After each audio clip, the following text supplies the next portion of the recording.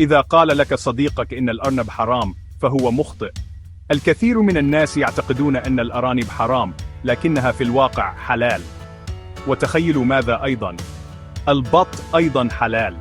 حتى الجراد حلال حسب التعاليم الإسلامية. تذكروا دائما تأكدوا قبل الافتراض.